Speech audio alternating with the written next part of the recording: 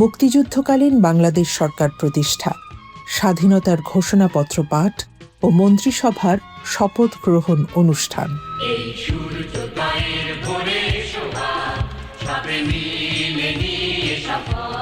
25শে March কাল রাতে গণহত্যা শুরুর পর রাজনৈতিক নেতৃবৃন্দ সীমান্ত অতিক্রম করে দ্রুত নিজেরা সংগঠিত হন। এপ্রিলের শুরুতেই তাঁরা প্রতিবেশী দেশের সাথে নীতি নির্ধারণী পর্যায়ে যোগাযোগ স্থাপন করেন। গঠন করা হয় বাংলাদেশ সরকার, প্রকাশিত হয় বাংলাদেশের স্বাধীনতার ঘোষণাপত্র।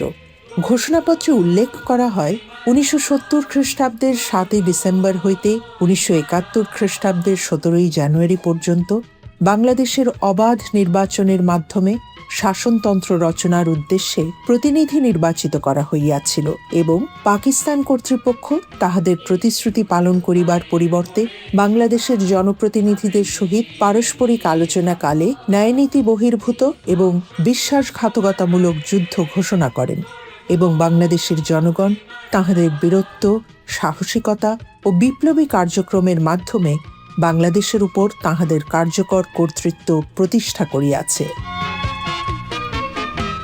10 এপ্রিল 1971 গঠিত হয় বাংলাদেশ সরকার। শেখ মুজিবুর রহমানকে করা হয় রাষ্ট্রপতি। তাঁর অবর্তমানে উপরাষ্ট্রপতি সৈয়দ নজরুল ইসলাম হন অস্থায়ী রাষ্ট্রপতি আর তাজউদ্দিন আহমেদ প্রধানমন্ত্রী। প্রধানমন্ত্রী তাজউদ্দিন আহমেদ 11 এপ্রিল প্রচারিত বেতার ভাষণে বলেন, এক মুহূর্তের জন্যেও ভুলে গেলে চলবে না যে এ যুদ্ধ গণযুদ্ধ এবং বাংলাদেশের দুঃখী মানুষের যুদ্ধ। তাঁদের সাহস, দেশপ্রেম, ত্যাগ ও তিতিক্ষায় জন্ম নিল এই নতুন স্বাধীন বাংলাদেশ।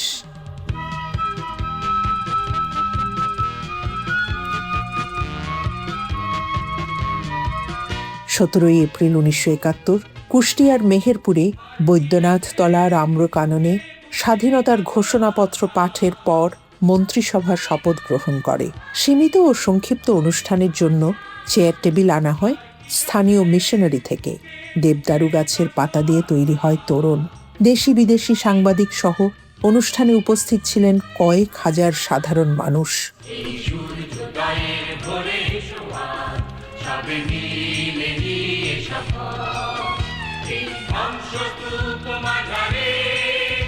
মুক্তিযুদ্ধ জাদুঘরের ভাণ্ডারে আছে এ সম্পর্কিত গুরুত্বপূর্ণ স্মৃতির স্মারক।